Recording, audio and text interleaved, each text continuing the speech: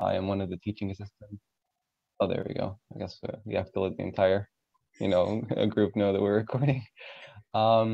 So essentially, what is this session? This session is sort of just a quick Q&A session to, straight up any sort of misconceptions or anything that you may have not understood from the videos. Last year, it was a very informal session. It was something that was just, hey, here's my number, message me with any questions you want, and I'll reply to you whenever I can. That was a big mistake. I got a lot of the same questions, and I think, this year, I think it's a lot better to make a formal session. So with that in mind, I just quickly looked over all the lectures, and I'm just prepared to just try and answer any questions that you guys may pop up with. So yeah, I don't care that I pulled up the hypothesis test. I just pulled up anything just to show you that, hey, I'm just testing out the share screen thing. But feel free to now just go ahead and ask any questions that you guys want.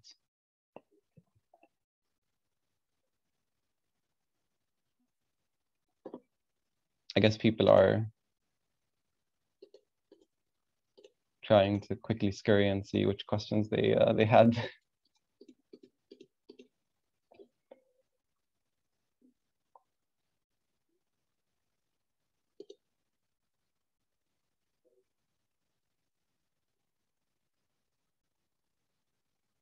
Everyone can hear me well, right? I should have probably tested that in the beginning, but yeah, you're perfectly audible. Yeah, so kind of want to see what questions people have, because that's the entire point of this session. Okay, the session isn't something that I'm going to share anything new. It's really just you guys and any questions, anything you felt that was unclear in the videos. Oh, I guess we're doing the chat. Okay, so Dr. For ANOVA, this is our first question. For ANOVA, when it's not significant, it means there are no differences, right? Okay, yeah. So when you do ANOVA and you get this F value, there's two interpretations, whether it's significant or not significant. So let's start with the one where it's not significant. If we have, for example, 4 different groups, and we found that the F value was, gave us a P value that was not significant, it was more than 0.05. It means that regardless of which groups you're comparing, for example, the one in the second or one in the third or one in the fourth or second in the third or second in the fourth and so on, there is no significant difference between any of the groups in any of the comparisons. If the F value was significant, meaning that the F value gave you a P value that ended up being less than 0.05, then you know that there's a significance somewhere within one of the comparisons, either between group 1 and 2, 1 and 3, 2 and 4, 2 and 3, or so on, but you don't know which one. So yeah, to answer your question, you're right. When it's not significant, it means there are no differences between any of the groups. But if there was any significance found, then you're not sure between which comparisons, it is. You know it's there, it's somewhere, but you're not sure where. And that's where the other tests come into play. All right, I hope you're doing well. Okay, so I'll take these one at a time. I'm just gonna make the chat box a little bigger so I can have an easier time at reading these. I hope you're doing well. Could you please briefly explain the probability distributions and hypothesis testing, because I'm really lost in them. Okay, so I guess my quick follow-up question to you, and then so you can just outline that. Define what you mean by briefly, because probability distributions and hypothesis testing, I could spend 3 hours on them, or I could spend like 2 minutes on them based on what exactly you mean by briefly. So just outline that to me, and we'll go back to that question. Just let me know exactly what you want. The next one: should we know how to interpret the t value using the t-table to get the p-value? So when I was doing the exam, when I was in your stage, he was very clear to us inside the lecture room. He said, I wanted to know that a t-table exists, but you don't have to know how to interpret it. So unless things have changed for you, you have to recall back to the lectures that you have been attending, and I hope you have been attending, and just remember whether or not he, mentioned that or not, But I don't think it's important. I think if I had to guess, again, don't take my word as law. Try and make sure with him. But if I had to guess, I think it's important for you to know how to get the p-value from the z-table. But for the t-table, you don't need to know that. All right. how do we know the p-value from F? So this is usually through the Excel sheets. So there are different programs. You can't calculate it using your mind. I mean, I'm sure there's a formula out there somewhere or something, but no one really, focuses on that. And that's not the point of, that's not really the point of ANOVA. Like at the med student level, even when I was at your stage and we were learning this, they don't want you to know how to get p-value from F, right? Usually when you are using Excel sheet, it just gives it to you if you input the correct commands.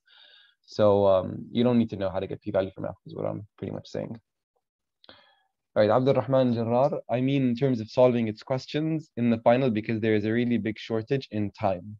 Yeah, so in the video that I have about hypothesis testing, I share a lot of examples. So, how about we keep this, what I'm going to do to answer your question, just try and remind me at the end before we close off everything. Because I know that if I delve into hypothesis testing, we're just going to end up, focusing just on that. And just near the end, remind me about it. But what we're going to do is I'm going to pretty much share just some quick questions. Like, for example, what is the probability, or not the probability, for example, if you reject the null hypothesis when it's true, what kind of error is that? Or for example, where are we in the mind map? And then you would answer me, because that's how most of the questions appear in the final with regards to hypothesis testing. So near the end, we'll cover some of those. But yeah, for now, I think it's best to just skip that question and leave it to the end. Because I fear that if we go into it, I'm just not going to finish.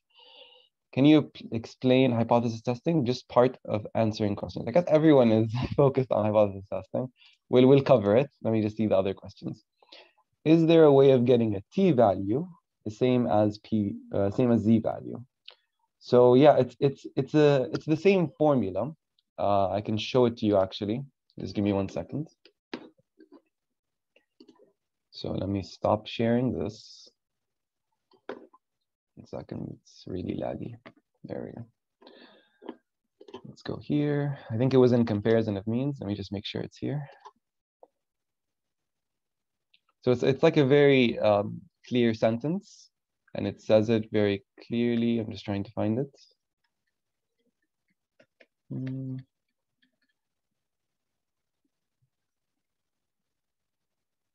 Yeah, this is where he says small is beautiful, and all right, it's not in the first lecture.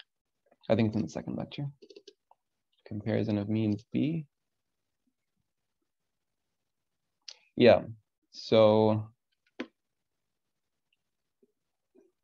if I share this with you guys, all right, you know what? I hate using Zoom and PowerPoint and trying to share screen. I always mess things up. Okay, Zoom and share. So you remember this slide? The t-value is the number of times that the standard error divides into the difference between the two means. Essentially, if you turn that into an equation, t equals the difference between two means. So for example, x bar and population mean, even though you don't know the population. Anyway, difference between two means divided by SEM. It's the number of times that the SEM divides into the difference between two means. Sorry if this, I don't know what's happening with the mouse. But yeah, so that's how you find the t-value, right? It's sort of similar to the z-value. But this whole, I don't know if the t-table is here, but do you need to know the t-table? I doubt it, You just need to know that it exists, So yeah, let's discard that.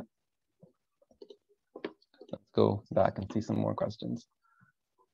Let me see. Where did we stop? Is there a way of getting the t-value from the same, from the same p-value, from the same z-value? All right, thanks. Where can I do practice questions from? So I would not, usually whenever I see anyone asking for practice questions, I would recommend, UWorld and Amboss and these things. But actually, when it comes to biostats, you're going to find a lot of different, a lot of just weird things when you look at the USMLE sort of content, for biostats. There are some things that are similar, but also a lot of things that are not similar. So the best place to do, practice questions are the exam committee, So I don't know if your exam committee is you know, they have a presence within your batch, but I think that's the best way to do questions. Can you explain the table about effect size and p-value in the confidence interval lecture? Yeah, so in the interest of just, you know, not actually, I'll open the lecture. I was hoping I could just open a white slide and just sort of explain it. I will open a white slide and just explain it. So this is kind of how it's supposed to go. There's two things that I don't know what's happening with the mouse. There's, one second. There's two things that we care about when it comes to any study. And one is, you know, the p-value. Sorry. And the second thing is effect size. And these two things are,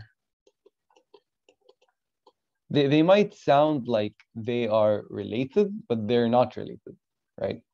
P-value in its you know, simplest form is the probability of getting a certain result, assuming that this sort of result came from a population that is similar to the regular population. In other words, it's the probability of getting a result, assuming the null hypothesis is true. So it's just that. It's just the probability of getting a certain value. And if that value is very low, like 1%, then the obvious conclusion is that our assumption, our earlier assumption that the null hypothesis is true, that assumption is we're going to get rid of it, right? Because if there was only a 1% chance of this happening, assuming the null hypothesis is true, then the more likely circumstance is that the null hypothesis is not true. That's all the p-value tells us. Now, effect size, it has to do with the actual, you know, strength of difference in terms of like the numerical difference between two different groups. For example, if one group has a blood pressure of 100 and another group has a blood pressure of 120. So let's say these, for example, took a specific medication. And we would say the effect size of the medication on this population is much stronger than, for example, the placebo on this on this population. Essentially, the actual difference in numerical value is where effect size comes into play. And you can create situations where, for example, let's say you give a medication and they got, for example, 101. You can create a situation where you can prove that it is very unlikely that you got 101. In other words, the p-value is significant.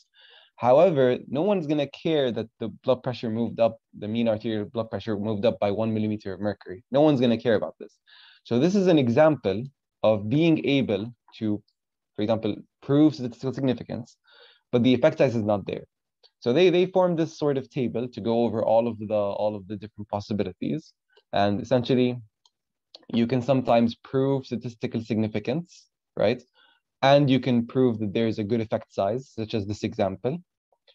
Sometimes there's no statistical significance and the effect size is very bad. So for example, that would be, not this example, let's take another example. Like for example, let's say 101, but because he did not take a big enough sample, it was not statistically significant.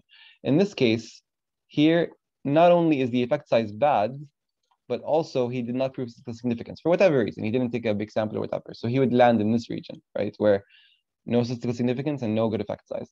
If he was this person who had a really, really huge sample, so huge enough that he was able to prove statistical significance, then even though you have statistical significance, then the effect size is not high enough to warrant real importance to this drug, real practical importance to this drug. So he would land in this region. And sometimes you can have a huge effect size. You can give a drug that's like 150, but maybe you only took 6 participants. So therefore, your confidence interval would be very wide and it would include 100, right? In this case, even though your effect size is very good, due to maybe some limitations in the study, you weren't able to prove statistical significance. This would be an example of not having a low enough p-value. Therefore, it's not statistically significant, but the effect size was actually good. So it's just, the entire concept here is that the p-value and effect size are different things. They're not related, you know? And ideally, you want to land somewhere here if there is truly a difference between the groups. You want to prove statistical significance and you want a good enough effect size. So I hope that kind of, makes sense. So let's go back to the questions. Where were we? Where can I do practice? Can you explain about the effects of Priori? Alpha error. So we'll cover alpha error with all the hypothesis testing questions. What's the point? What's the difference between a post hoc and a priori? So this is in the ANOVA lecture. And essentially, if I delete all of this, remember when I said in the beginning that with ANOVA, when you get an F value, later on in an Excel sheet or whatever program, you will get a P value. And if it was significant, then you know that between, for example, 4 groups, you know that somewhere between 2 of these groups, somewhere between them, there is statistical significance. You know that there is one there.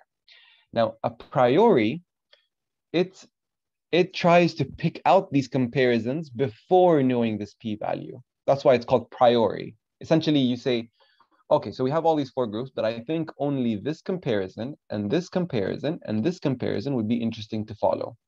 Therefore, that will be a priori, and you do specific tests following, a priori. There are only certain tests you can do with a priori. A post hoc, only once you know that there is significance do you actually follow it up, right? And then you begin doing the post hoc tests. So that's kind of the difference between a post hoc and a priori. I hope that was clear. For the test, do we need to calculate anything about them or just know the general information? Also, could you please explain? So yeah, so to my understanding, again, this is I don't make your questions. I wish I made your questions, but I don't make your questions. Essentially, I think when I was, I can only tell you stuff when I was in your shoes at the time, and we do have to calculate. So I think you guys took Pearson's and Spearman's correlation, right? So try and know how to calculate R, whether it's Pearman's or Spearman's, and I'll give you a little tip later on, but essentially you need to know still all that knowledge you had about Z value and how to calculate it with the X bar minus population mean over standard deviation or SEM based on whether or not he gives you a sample size or not. You need to know all that calculation. It's all important. Anything that you see in the slide that requires calculation that you can do by hand is likely going to be on the exam. But again, that's something that's a question more for Dr. Hassan than me. But yeah, like I was mentioning about Pearson's, the little tip I wanted to mention was essentially, I don't know if you guys are going to do it, but with me, this question was sort of going to be in my finals, and he warned us about it. So I don't know if you guys took Pearson or not, but essentially it's a really, really long time to find the answer. So my tip would be, and this is what I did in my exam, I saw the question, I skipped it immediately, and I left it to the end. Because you don't want to waste all your time. I mean, it sounds obvious, but people were doing that, and they were trying to solve it as soon as they found it, but then they lost time and couldn't do the other questions. And yeah, if you were going to get that question and you're going to do the correlation, it's going to take a lot of time. So just leave it to the end. All right, let's see. How can we find p-value from the f-value? So I mentioned this earlier. You don't need to know how to do it by hand. At least this is from when I was learning with you guys. When I was learning, when I was a second year. Essentially, my understanding is that this process is done through an Excel sheet, right? Or a program like Jamovi, RStudio, these things. You don't need to know how to do it by hand. I'm sure there is some way to do it, but I'm pretty sure it's also very complicated. And for that reason, there's no details on the slides on how to do it. So you don't need to know how to do it. Okay, yeah, someone's answering with Jamovi, I think. So Jamovi, RStudio, all of these different biostats programs. If the power of a statistical test is high, then there is only a small probability of a type 2 error. True, a good chance of detecting significant relationship. Can you explain this point? Okay, so what is power? There's too many messages, but essentially, to answer, I hope you're saying this with me, Farah. Power equals 1 minus beta, right? So power is always the opposite of beta. So if we have any situation where we increase the power, increase in sample size, increase in the precision or reliability of a test, and so on, you would be decreasing beta, because power is always the opposite of beta. If you remember my mind map from the videos, I used to always draw it like this, and then this is the line, this is alpha, this is beta. In this land, we have H0 being true. So the only two outcomes possible are either you correctly reject the null hypothesis, or you falsely reject it when it's true, which means you're in alpha. In this land down here, the alternate hypothesis is true. So two things can happen when this guy's true. Either you correctly reject the null hypothesis, which means you're landing in power, or you essentially, reject the alternate hypothesis when it's true, or you accept the null hypothesis when it's false, which means you would either way land here in beta. So you'll notice that this curve is sort of split. Part of it is power and part of it is type 2 error. So if we go back to your statement, if the power of the statistical test is high, if this guy is high, then there's only a small probability of this guy being true. Right? There's only a small probability, or not this guy being true. There's only a small probability of this occurring, right? There's only a small probability of type 2 errors occurring. That's kind of the logic behind it. And I kind of delved a little into hypothesis testing. We'll delve more later on. But yeah. Can you elaborate more on effect size as in the formula and t-test? Right. So here's where I'm gonna, this is the one time where I'm gonna say I have no idea, because I remember there is I'm gonna show you. I wish I could show you my slides. We had something called RStudio, and if I show you my slides, you're gonna get scared. Essentially, it's just a lot of weird commands, and it was a coding software. So I have no idea where the formula for effect size comes from. They have this R squared, theta squared stuff. Essentially, that slide, as far as I can tell, I just strictly memorized it. So yeah, in terms of how to actually calculate it, I don't think there is, just memorize what's on the slide. I don't have much that I can really elaborate on when it comes to that, unfortunately.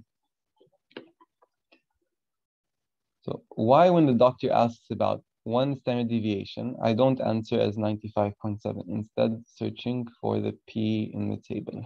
I do not understand this question. So why, when the doctor asks about one standard deviation, I don't answer as 95.7 instead of searching? Oh, okay. So you mean like mentally? Yeah, I mean, in terms of,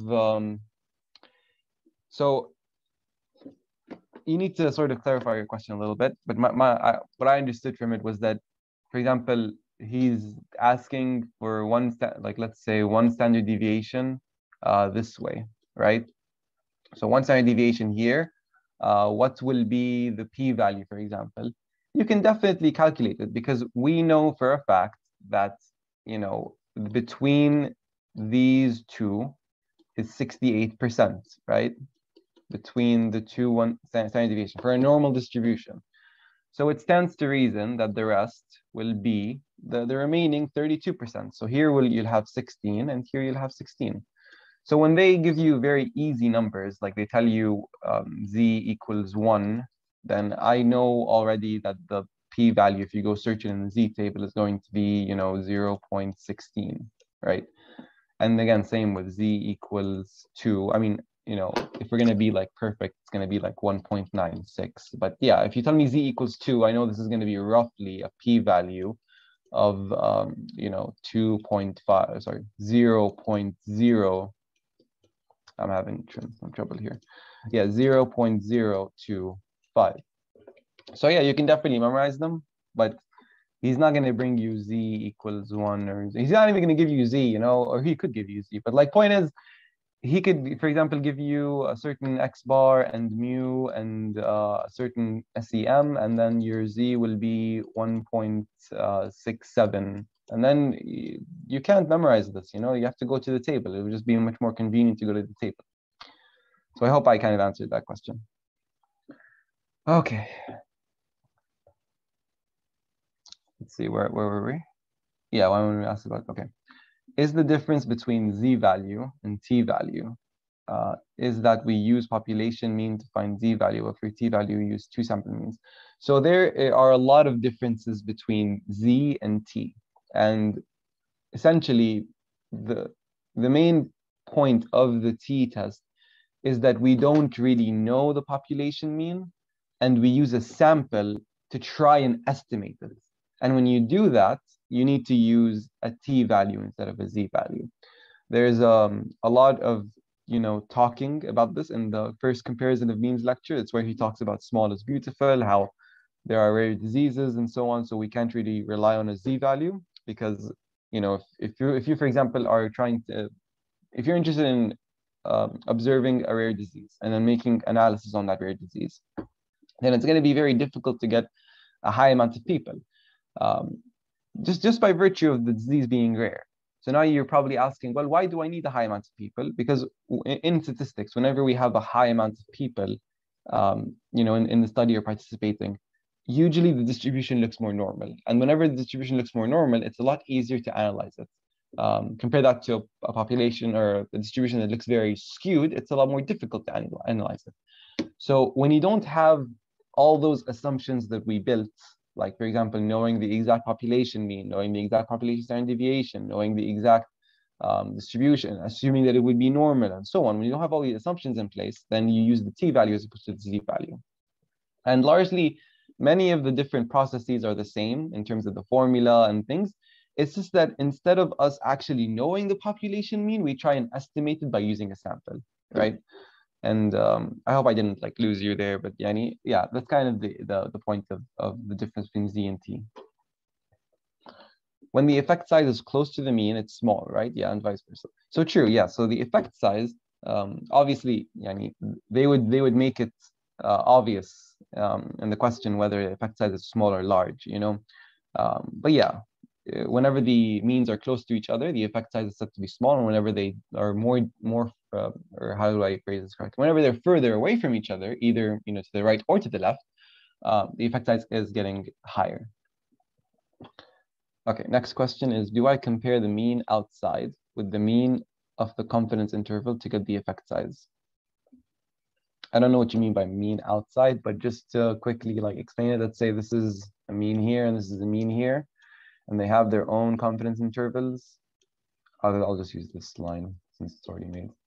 Essentially, this mean and this mean are all you care about when you determine effect size. If this was 100 and this was 140, I mean, I guess I need to give a unit so that you can make it somewhat significant. So let's just say mean arterial blood pressure. So a jump of 40 sounds pretty high. So you just say it's high. But if it was 102, it jumped only to 102. I would say that that's not as significant of a jump. All right. Why do we say that most of the data is within 1 standard deviation, although 2 standard deviation is bigger because it contains 95%, not 67? So who is saying most of the data is within 1 standard deviation? Is that, I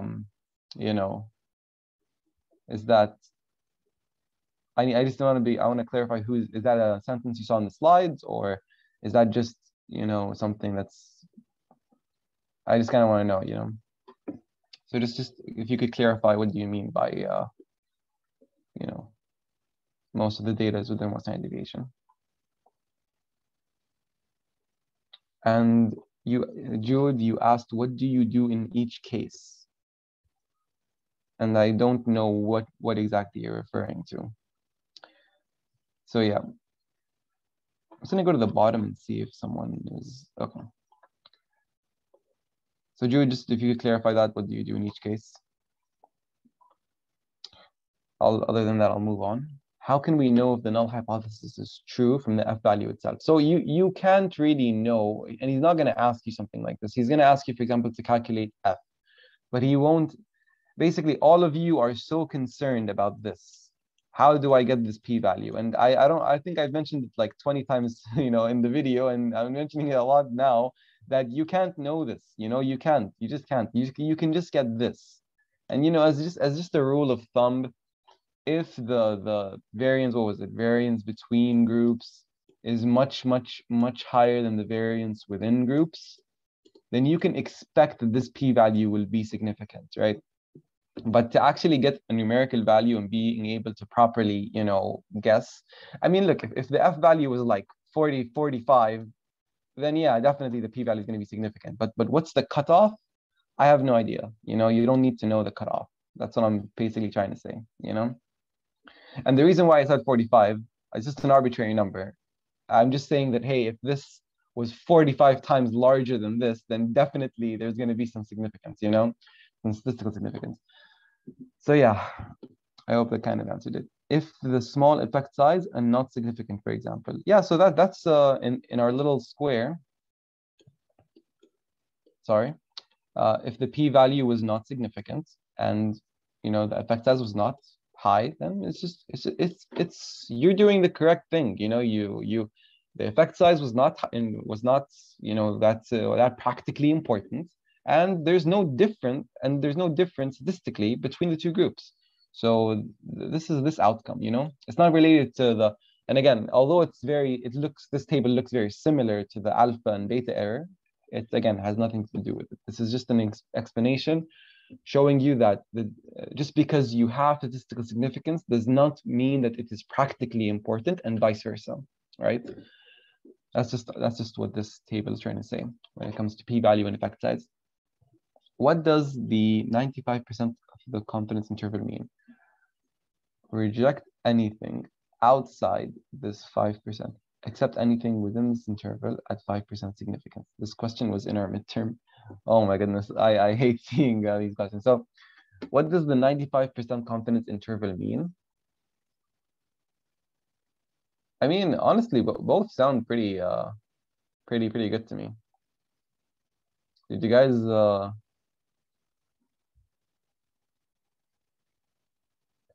so were there other options? Because the way they say reject anything outside this interval, I don't like the use of the word anything.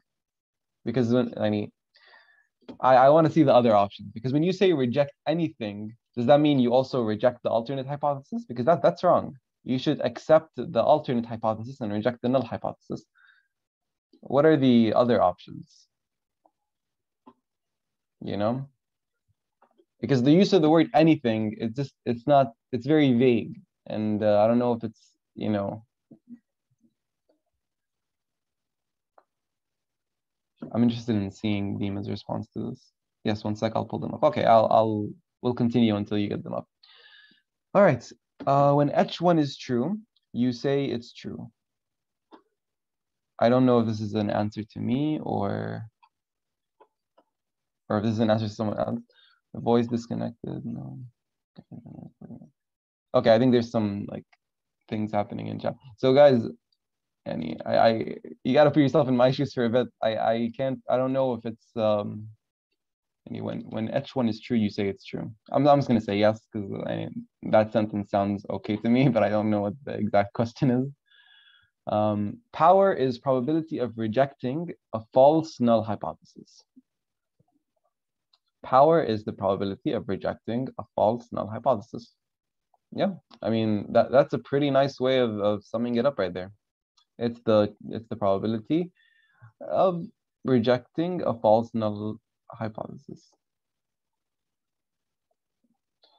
So I wouldn't say there is some part of this sentence that's wrong. So the probability of rejecting the null hypothesis truly is always going to be 5%, right? Because 5% or less, right? Because you cannot reject the null hypothesis unless you assume it to be true. So I kind of get what you're trying to say, but I wouldn't use that phrasing. I would instead say power is, this area of the mind map where you reject the null hypothesis when you're supposed to reject it, when the alternate hypothesis is true. So yeah, if you reject the null hypothesis when it's false, you land in power, right? But I wouldn't say that it's the probability of rejecting a false null hypothesis, right? Because when you say that, it starts confusing you with whether that's alpha or not, right? Like, is alpha, right? I mean, you say false null hypothesis, so yeah, I guess your sentence is correct, but I would be very careful with trying to say rejecting a false null hypothesis. Actually, no, I like your sentence. That's a nice way of summing it up. Power is probability of rejecting the plausible hypothesis. That's correct. All right, voice disconnected. No, I think I heard it from the recording. I think it's from your side, maybe. So do you mean the t-value is used for small samples? So not necessarily small samples. It could also be for non-normal distributions. There's a whole slide on it, a whole slide that talks about why we use t versus z and so on, and why t was created. But yeah, one of the principles is that it's for small samples. Okay, if the effect size is small and not significant, for example, you make the sample size bigger. Yeah, so this is one way. So this is cheating. So this is what I call cheating. This is what I refer to it as. If the sample size is small, then you run the risk. Basically, sample size has to do with the p-value, not so much the effect size, right? Because if you get a sample mean of, for example, 120, and the population, for example, it's 100, I should probably erase everything on the slide. This is an important one because I think I talk about this in the video. I can't remember honestly, but essentially, let's say that the population mean is 100 and the effect size is 120. If you increase the the sample size, largely this will usually stay where it is. It might hover a bit forward, a bit backward, depending on your specific cases, because it's random chance. You could get, for example, after you added 10 more participants, you could get 118 at the end. You could get 121. It doesn't have to be lower or higher. So, but largely the number stays where it is. The true value of increasing your sample size is that your confidence interval gets narrower. So if in this original study, the confidence interval was including 100, when you increase your sample size, what ends up happening is your confidence interval narrows. So if you get this 121, you might reach a situation where it does not touch 100. So increasing the sample size is a way to get statistical significance, but it's not necessarily to prove practical importance. Practical importance is proved by the actual value being somewhat significant, somewhat practically important. So yeah, if your effect size was not that important, for example, 101, you can still prove statistical significance here, even though it's not practically important. You can get such a small confidence interval that it does not touch 100. Right? This would be landing somewhere here, right? So p-value is not, it is significant, and the effect size is not true. You would be landing here in this region, right? Compare that to someone who, for example, gets 120 and was not able to prove statistical significance. He just had to take a few extra people in a sample, and there you go. Now you can prove statistical significance. So yeah, that's the answer to your question. So yeah, you can make the sample size bigger. You don't. It's not like oh, this happened, I have to make the sample size bigger. It's just something to sort of tie in concepts together. It's not like there's going to be a question that says, hey, what should this investigator do, and the answer is make the sample size bigger, unless if the question's asking how to make the confidence interval narrower. But point is, the entire point of this is that the sample size is more tied in with the ability to get statistical significance, not really to prove a high enough effect size. Can you explain the type 1 error thing is assigned to the most detrimental error? Yeah, so we'll cover this also with hypothesis testing. Okay, I want to go over all the questions really quick. I remember you mentioning this in the crash course, but it was so confusing. Yeah, I hope I now cleared it up, Jude. Yeah, one sec, I'll pull them up. Reject anything within this interval at 95% confidence interval, accept anything outside this interval at 95% significance. Accept anything outside this interval at 95% significance. Reject anything within this interval. Well, look, honestly, I wish you shoot all the questions together. Yeah, there you go. Okay, those were the choices. Okay, let's go over them. Yeah. Oh, your project failed. Just increase the sample size. Yeah, I mean, that's the cheating way. That's essentially, you kind of summed it up there. Okay, so I want to go over these choices. So the question, I'm just going to go up to see the question again. What does the 95% confidence interval mean? So accept anything. outside this interval at 95% significance. I hate the use of the word anything, but since all of them use anything, I guess I can't use that. So accept anything. No, I would reject things outside of this interval, right? Reject anything within this interval. Reject anything within this interval. Well, I mean, I would accept anything within the interval at 95% confidence. Reject anything outside this interval at 5%. I actually like that a lot. I think, I don't know what the right answer is. Feel free to let me know. But if I saw this question and I was in the exam, I would honestly pick reject anything outside this interval at 5% significance. Whether or not that's the correct answer is largely C. It is C. Yeah, so C is Mariam's. Was that the right answer? Reject anything. I'm just gonna put it in. So that thing that I just texted, is that option C?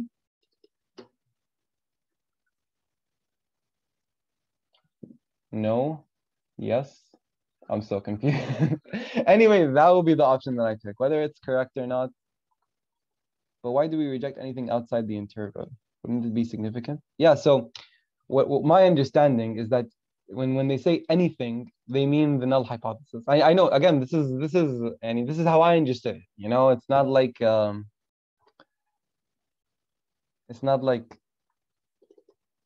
don't know how to explain this, but my point is that with this question, when it says reject anything, it can be very confusing because you could say, oh, doesn't anything mean the alternate hypothesis? But to me, what I understood it, and this is how, and if you told me to, if you told me to read a study, and right now I'm reading it literally right in front of you, and I see the confidence interval, for example, they said this is the confidence interval, and this was the population mean. I would say, okay, reject it.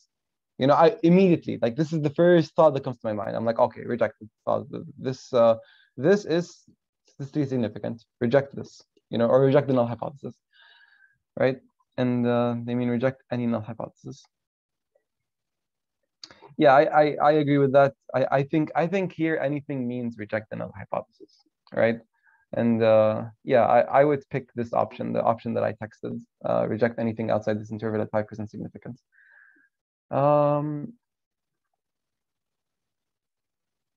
Yeah, I hope that kind of makes sense. So before more questions, what time is it? Let's see, it's 8:46. Oh, I can see in the chat. Okay, never mind. Before any questions, we're gonna play the hypothesis testing game, which is essentially anyone who wants to, you know, test their skills and everything. We're gonna now cover hypothesis testing, and I'm gonna throw in some questions. I'm gonna throw in like questions like, oh, you reject the null hypothesis, but it's true. And I want everyone to quickly, you know, it's about speed, you know, because speed means that you understood it. You know, it means that you were able to just hear it, and then it's almost muscle memory at this point, muscle memory. You know, it's like, I guess the muscle is your brain. So there's a question. So they mean that we reject the null hypothesis if we're outside. Yeah, you reject the null hypothesis if you're outside the interval. That is true. Okay. So now, before we get to that, let's talk about hypothesis testing very quickly. So we have, for example, let's say a population, right? And then this population, they scored an 80 in the exam.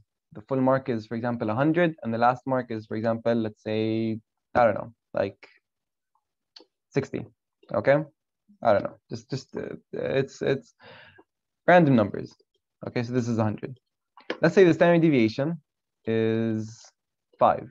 Okay, so 2 standard deviations, people will start to get 90. 2 standard deviations this way, people will start to get 70. You're all with me at this point, right? So very quickly, what's the probability of getting this region? What's the probability? Go on, you should be like quick. I'm not asking about alpha, not asking about anything. I'm just asking, what's the probability of getting this specific region? It's 2.5, okay? Because remember, this is 2.5%, and this is 2.5%, right? Okay. Now, the issue with hypothesis testing is that when, let's say I got a sample mean, and let's say my sample got 95, right? Now the question is, how do I know if I just got lucky and they come up from a sample like this, where they're very similar to this population, and my, for example, treatment to them did nothing? Or how do I know if it was the same people, 95, and they actually don't come from a population like this?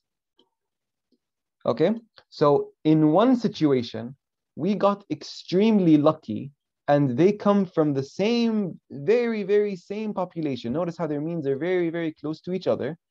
And if we calculate the p-value here as well, it's going to be very, very low, like 1%.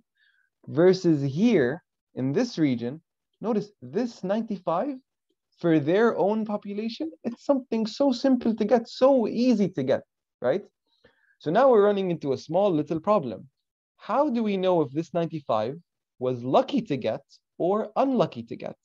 Well, regardless, if we do know or do not know the population distribution, like earlier I showed them to you. This one was like this, and this one was like this, right? This one clearly, the treatment that we did for them worked clearly, very clearly. Look how the population literally moved. They all moved to the side, right? The issue is that we don't know how these distributions look like. We just see this 95. That's all we see. We just see this 95. So we have to work with the data we're given. What we can do, this is the entire point of hypothesis testing, is we compare it to this population. What is the chance of getting this value in this population? In other words, what's the probability of getting this value or more extreme than this value, assuming the null hypothesis is true? And if this value is very, very small, then the most the most obvious conclusion is that, hey, this had a 1% chance of happening. So the likely conclusion is that our treatment actually does work, right? So let's say we do the 95 thing. Let's say 95 minus 80 over, I'm just going to make it simple and do standard deviation instead of SEM because I didn't mention the sample size. So this is going to be 5. So this will give us a Z of 15 over 5, 3. If we find 3, it's going to be like, I don't know, like 0.0005, something like this, 0.00. I'm going to do 1. So 1%, for example. I don't know. We have to go to the Z table, and I don't have it here on hand. So you be the judge now. We have either a 0.01% chance of the null hypothesis, we have a 0.01 chance of getting this value, assuming the null hypothesis is true. So what's the more, obvious conclusion? Well, let's get rid of our assumption. I mean, it's likely that the alternate hypothesis is true. So that means that we correctly identified that this population existed, right? That this treatment actually did do something. That's the entire point of hypothesis testing, is that if you just see these numbers, how do you make the call? How do you say, hey, the treatment works or it doesn't? And the way you do that is you assume it comes from this population. You find the value of the chance of this happening. If it's very low, it does work. If it's not low enough, then they come from this population, right? It's as simple as that. Now, the entire issue with this is that, remember when I was saying that this population and this population and then this population? Remember when I was saying that maybe you got this 95, sample mean, whatever, by chance? Well, it can happen by chance, When we have that 0.01%, this is still a chance. This is a percentage. It could happen, It could happen. Don't tell me it can't happen. It could happen. Maybe if this study was repeated 10,000 times, one time, you would actually get this sample mean, and it would be purely because of luck. Purely, no other reason. Your drug doesn't work. The treatment you're doing isn't working. It could just be purely because of luck. And in that case, you will think that they come from this population, that your treatment is working, it pushed the population, it's perfect, and it's making things amazing, and that this is a very typical result for this new population, whatever. When in actuality, you just got lucky. You rejected the null hypothesis when it was true. In other words, you made an alpha error. And that's where the mind map comes in. If you very carefully remove this and this stuff, hey, doesn't this start to look familiar? I need all of you to start saying yes. Doesn't this sort of look familiar? This is beta, and then this is power, and this is correct result. That's where the mind map comes from, right? So with that understanding in mind, let's now start asking some questions, and I want you guys to start, answering.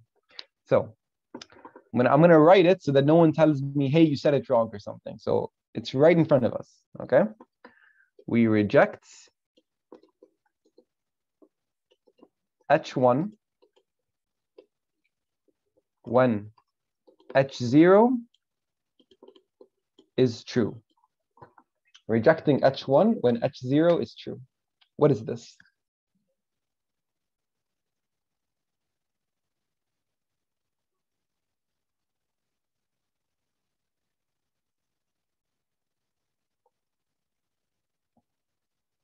Rejecting H1 when H0 is true. So a lot of you jumped on alpha, right? A lot of you jumped on alpha. The correct decision, I'm pretty sure none of you are doing a mind map. If we just do a mind map, and then this is beta. Sorry, I'm just gonna redo my I don't know what's wrong with the mouse today, but we're just gonna have to live with it. So if we do the little mind map, this is alpha, this is beta. Now, we very clearly here said when H0 is true. So already you should know that it's either, the answer is going to either be alpha or this correct decision over here, right? Anyone who said power or not, just remember, this is how we got rid of power. This is the explanation. We already said H0 is true. So there's no way the answer is power. H0 is true. Okay. If we rejected the alternate hypothesis, we rejected all of this, it means that we got a p-value less than 0.05, meaning that we're here in the correct decision. Did this make sense to everyone? If it did not make sense to anyone, it's fine. Just say it and we can repeat this. Because again, this is how the questions will appear.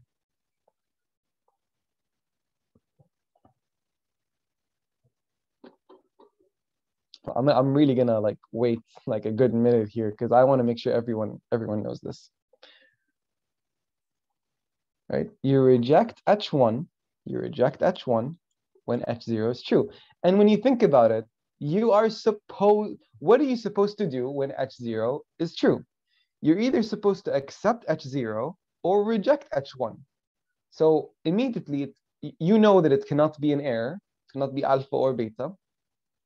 And you know that since H0 is true, it has to be the correct decision, not power, right? Even though when I say correct decision, both power and the correct, again, I mentioned this in the video, but this has no name. So I just call it correct decision, right? But both this and this are correct decisions. Both of them are correct decisions, technically, right? But I'm specifically targeting this correct decision.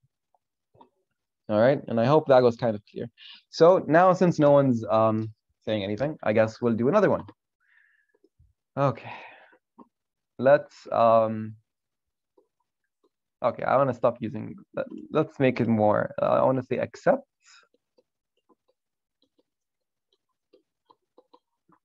H1 when H1 is false. Accept H1 when H1 is false. Okay, mind map time. So we know for a fact that H1 is false. We know for a fact that this thing down here is false. So we know that it cannot be power, and we know it cannot be beta. It's either going to be alpha or it's going to be this correct decision up here. So this is wrong. We don't live down in this lab. So if we accept H1, that means we rejected the null hypothesis, right? We accepted this even though it's false. We accepted this even though it's false. but we rejected the null hypothesis. The only way we can reject the null hypothesis is if we were past this point of 0.05, and therefore, what we just committed is an alpha mistake. And it even sounds like we made a mistake, right? We accepted X even though X is wrong. We accepted H1 when H1 is wrong. It sounds like an error. So you already know it's either alpha or beta, but since this is wrong, as very clearly stated here, then the other only error possible is alpha. So in this case, the answer is alpha. Does it make sense? So you see, so it's not that confusing. You know, it's I mean, honestly, you know, it is pretty confusing, but it's sort of that thing when it just clicks, khalas, you know, you're good to go, you know, but if not, just keep practicing. Just keep practicing. So let's do it one more time. And if you want me to do it even more times, we'll keep doing it, you know, and I'm not purposefully, like, I'm just saying random words here just to make it more convoluted. See Allah. So we accepted more times, please, sure. Sure. Accepted H1 when H0 is false. We accepted H1 when H0 is false. I'm saying power. That's right, you guys have the power, right? All right, so a lot of people are saying power. That's good. Now, for those who want to enjoy the show, mind map time. Alpha, beta. It says when H0 is false. That means that we do not live in this land. We don't live here. I don't know what's happening in the house, but we live here in this land, right? We live here. So it's either going to be power or beta. Now we need to think of the context. So we accepted the alternate hypothesis when the null hypothesis is wrong. This is the correct decision. This is what we're supposed to do. We didn't make a mistake here, right? You're supposed to accept this when this is wrong. So for that reason, we definitely got a p-value less than 0.05. And for that reason, we must be in this here region. So we are in power, right? All right, let's do some more. What about accepting? Actually, no, I gave you too many acceptings in a row. Let's do reject. Reject.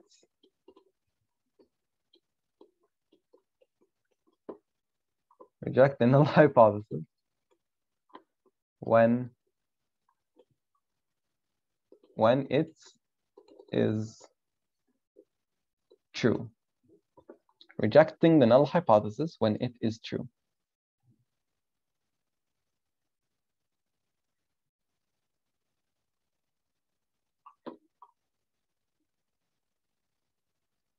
A lot of you jumped on beta, and I was so disappointed. A lot of you just tackled beta to the ground. Okay, so let's now tackle it again. Mind map. Alpha, beta. First off, we know for a fact that the null hypothesis is true. So we know for a fact that we live in this land, that it has to be either this correct decision or alpha. That was why when I saw all the beta, I was like, what's happening? You know, but it's fine. It's practice. Practice makes perfect. And this is power, right? So since it is true, we know for a fact that we live up here. Now the question is, did we make a mistake or did we not make a mistake? And the answer here is we did make a mistake. We rejected something when it's true. So the only way we can reject the null hypothesis is that we have to go past this point. We have to be getting a p-value less than 0.05. And therefore, we rejected the null hypothesis, but we shouldn't have. For that reason, it's alpha, right? So let's keep it going. All right, let's do, I'm not going to bother erasing the weird lines. Accepting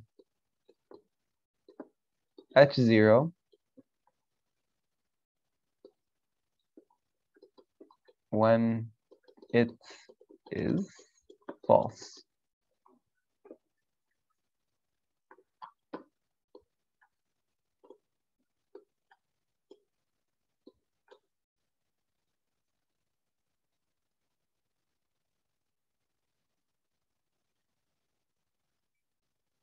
All right, so a lot of you are saying beta. I actually like zoned out a little. I don't know the answer, but we're gonna find out now, I guess.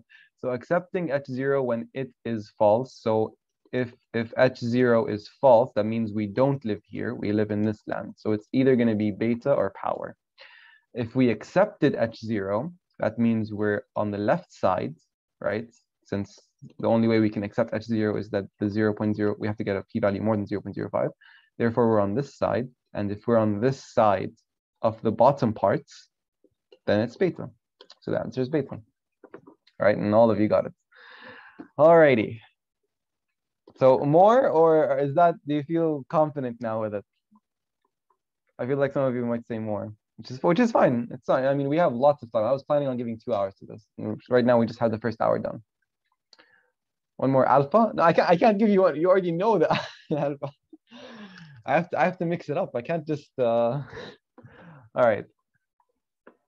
Okay. Let's we'll do one more. And if I feel confident that you all got it, then khalas. Do a reject. Okay, we'll do a reject. Rejecting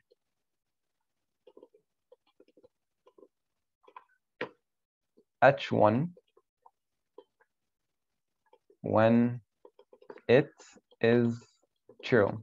Okay. I won't run the answer. I'm just drawing the mind map so I don't waste time. So rejecting h1 when it is true. All right, a lot of you are saying beta. I'm happy. I'm very happy. You can see me smiling because you are correct when it is true. So h1 here is true, meaning it's either beta or power, and we rejected h1, meaning we're on this side. The only thing on this side is beta, since we already established that we're in this land. So yeah, see, you guys are getting the hang of it. Just don't lose that sort of thing. You know, don't. It's very easy once it clicks. You just need more practice and try and do it with a study group or with friends, and try and just challenge each other with this, and then whoever gets it right, I don't know, like buy something for the other person. I don't know, or anything. Anyway, now it's time to tackle something else about hypothesis testing that someone asked.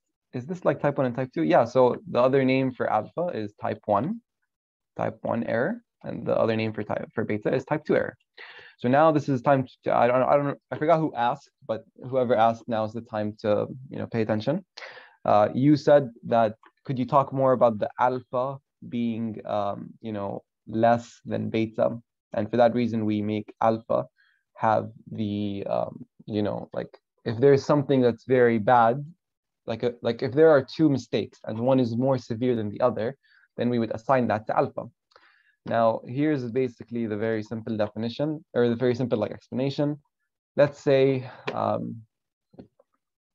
okay, courts. Let's use the courts example. That's the example they put in the, sorry, 1 second, this is the point. Yeah, I thought it was an interview. Anyway, yeah, so let's use the court example. So in the court, you have 4 outcomes. Let's say this is, for example, the person, whether they're guilty or innocent. And this is the judge. So the judge, whether so this is person, and this is the judge determining whether the person is guilty or innocent. Now, obviously, ideally, we want 100% of the people who really are innocent to be ruled as innocent, and 100% of the people who are guilty to be ruled as guilty. But sometimes you have overlap and you make mistakes, right? Now, obviously, this is going to cause some ethical, debate in the chat and everything, and everyone's going to be like, no, you can't do that and stuff. Point is, what is more detrimental? Is it being convicted to prison? In other words, they judge that you're guilty when you're actually innocent. So this is, for example, prison, even though you're innocent, or they free you when you're supposed to go to prison. Which one do you think is more detrimental?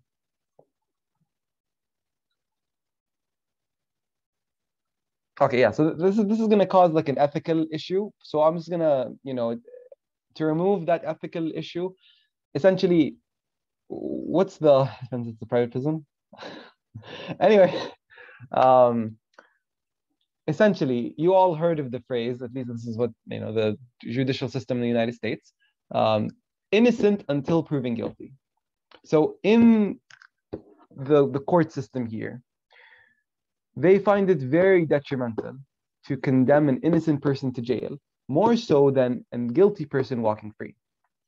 So if they could be less harsh in a sense, they could decrease as much as they can this error from happening, right? They're in favor of the person walking free because, as the statement goes, you are innocent. We consider you innocent until you're proven guilty. It's not the other way around. It's not that we consider you guilty until proven innocent.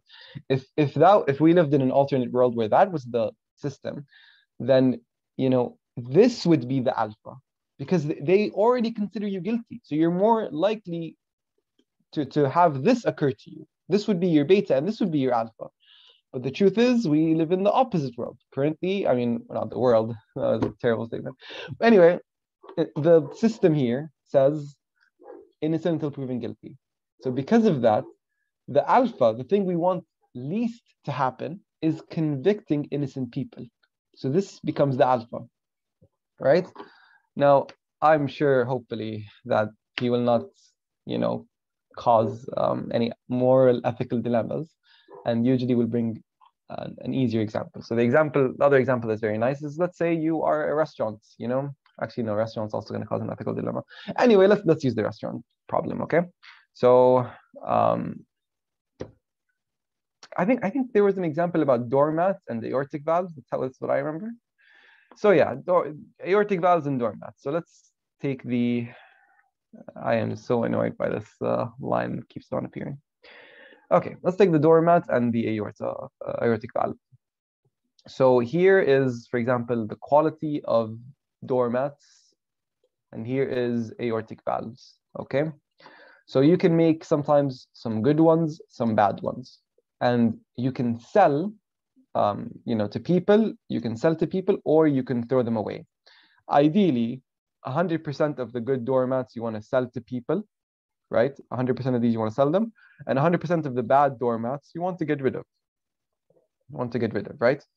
But we don't live in that world. So now it's a question to you. If you have a bad quality doormat, would you want to sell it to people? Or would you consider the more detrimental option for the good doormats to be tossed away? So if you want to maximize sales, which option do you think would be best?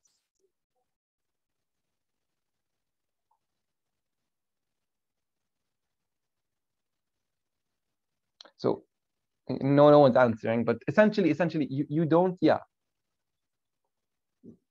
So essentially you want to minimize throwing away good doormats. So your alpha will be here and your beta will be here, right? Because you want to maximize sales, like Muhammad, you want to maximize sales. So you sell the bad mats, and you try and not throw away. You try and minimize as much as you can throwing away the good mats. So because of that, this becomes your beta, because you're fine with selling bad doormats. No one's gonna care if it's a bad doormat. It's a doormat at the end of the day. But you don't want to you don't want to throw away and toss out the good doormats, right? Because you're just losing money, right? So you put that as your alpha. With aortic valves, here it's the opposite. You don't here the point. I mean, obviously, you have to profit. Like with any invention, you have to profit. But with aortic valves, if you sell a bad one, in other words, you're here, then that could be very, very bad, right? That could lead to the person, for example, dying.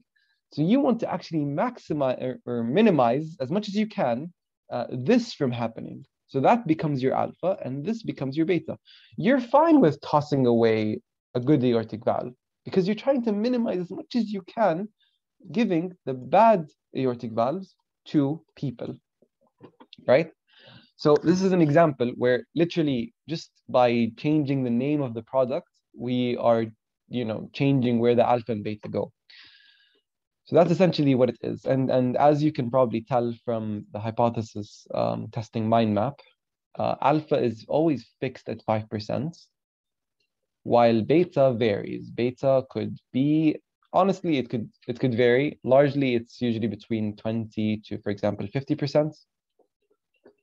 Most, journals would require a power of, somewhere between 70 to 80%. But, that's something that you don't need to like worry about. That's sort of meaningless fact. But yeah, point is beta usually hovers between 20 and 50%. So you don't really, it's not like, oh, both are errors, both are equal. No, it's one is usually a more detrimental error. And this kind of goes back to studies. So with studies, what is more detrimental? Is it thinking that something works, thinking that something works when it doesn't, or thinking that something does not work when it does? The truth is, it's this one. It's thinking that something works when it doesn't. Because even if it's the cure to cancer, even if this is the cure to cancer, and you, it's literally the best thing in the world, and you thought it didn't work, and then you scrapped the idea, it's not as bad as thinking that something does work. And the proof, I guess, this is a terrible example, but remember the Lancet autism vaccine thing?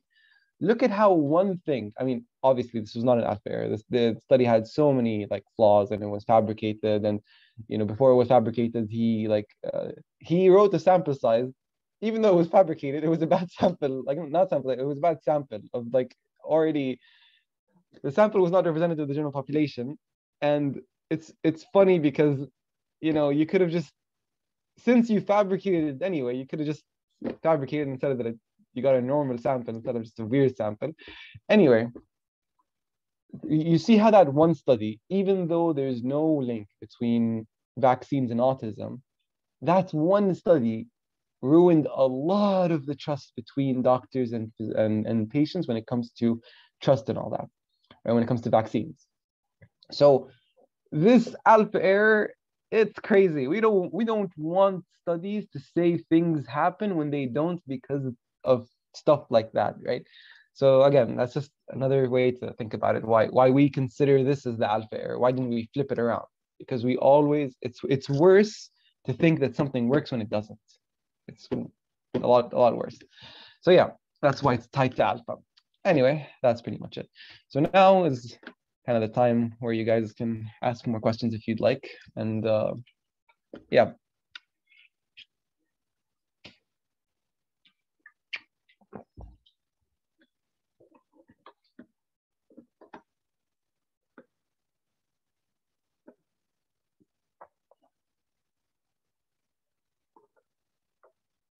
Well, it looks like you guys are ready for the exam. All right.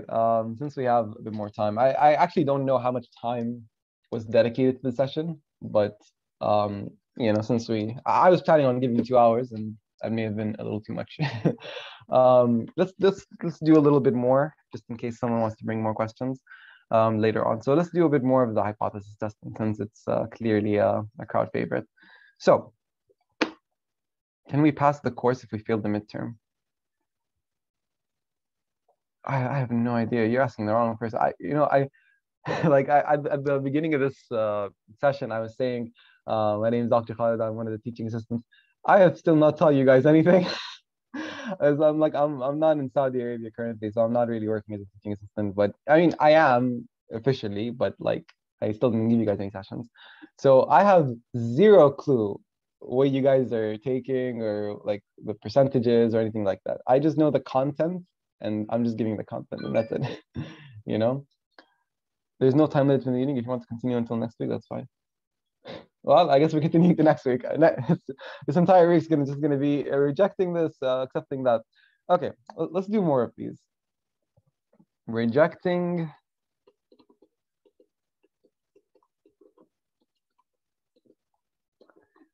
H0.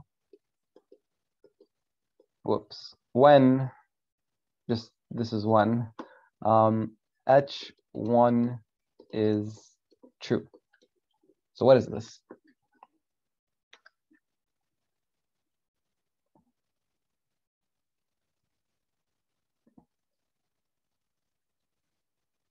Come on, guys. Did everyone just, die out all of a sudden? There we go. All right. So one of you said correct. Which correct? Okay, so mind map again. We have alpha, beta. And here it says H1 is true. So we know for a fact that we're down here, right? We know that we're living down here. So because of that, when it says rejecting H0, I know that we got a p-value less than 0.05. That means we're this way. That means we're in power, right? And it makes sense. We reject the null hypothesis when the alternate hypothesis is true. That's the correct decision in terms of power, right? So that's kind of, yeah. Anyway, it needs some more practice. I can probably tell. All right, let's do another one. Accept H1 when H1 is false.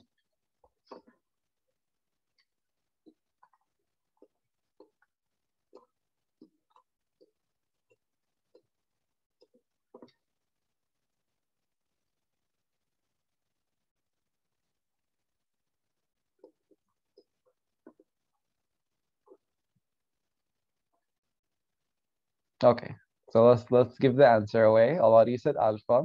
H1 is false, so we're living here, right? And we say we accepted H1, so our p-value must have been less than 0.05. That means we're here. That means the answer is alpha, which makes sense. You essentially what you did was you rejected the null hypothesis when it was true, right? That's another way of looking at the statement. You reject the null hypothesis when the null hypothesis was true, right? Which is alpha, essentially. Type 1 error. Yep. All right. We'll do the last one. And if you guys have any more questions, I'd be happy to entertain them. Let's see. It's reject the H1 when H1 is true.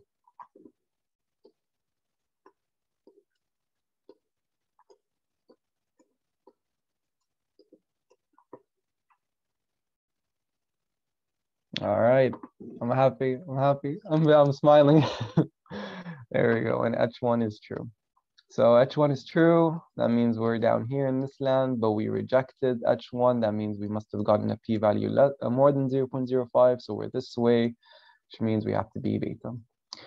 Right? All right. I don't know if you guys want to do one more, but isn't hypothesis testing based on difference between a sample and a population? When we don't have information on the population, what do we do? Is that the point? Yeah. That is exactly what you. So that first off, he opens the idea of hypothesis testing and shows you all the populations and everything, just so that you understand the theory.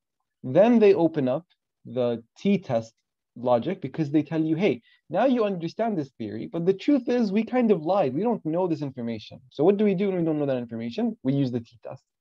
So yeah, honestly, I'm gonna say this, like the lectures that were given, the order and the logic, like the series of events, how do I say this? Like the order of lectures is very, very nice. And the way they give everything out is very nice. It's kind of, a pity that it doesn't cover a lot of the stuff that's in the step 1 exams and step 2 and step 3 exams, but it does give you a very strong, solid foundation device. And I do really enjoy that. And I think, they don't have to spoon feed you everything. I think a good portion of knowledge should be from the learner's side, not from the, it's both need to contribute. Anyway, when do we use Spearman and when do we use Pearson's? Oh, that is,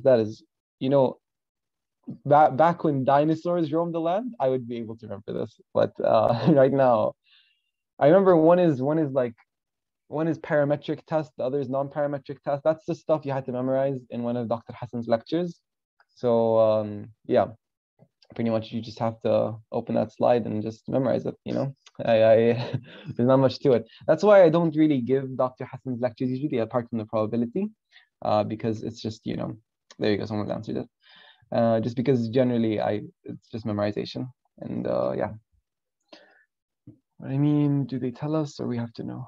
So what I remember is that you have to know there's like a certain way. It's based, I think, on the data type. So if it was like ordinal or something, then you know you use the parametric or something like that. Like it's something to do with that. I forgot the exact details, but you can just open the slides and just, you know, refresh your memory with that. So yeah. All right.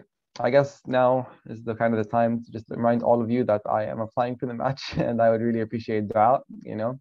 Not everything has been going the way I originally planned, clearly, as I'm, you know, not in Saudi and stuff. But you know, alhamdulillah either way. And I just want to throw it out that I would really appreciate any dua at all. But yeah, best of luck in your exam. Get a good amount of sleep. And if you have any other questions, then feel free, you know, reach out if you want. I don't know if you guys have like my number. I'll send it to Rafi and he can send it to you guys. And feel free to ask anything if you want. And yeah, best of luck, inshallah. Okay. So if there's no other questions, I think this is a good time to just end the meeting, I think. And thank you all for your wishes. Inshallah khair.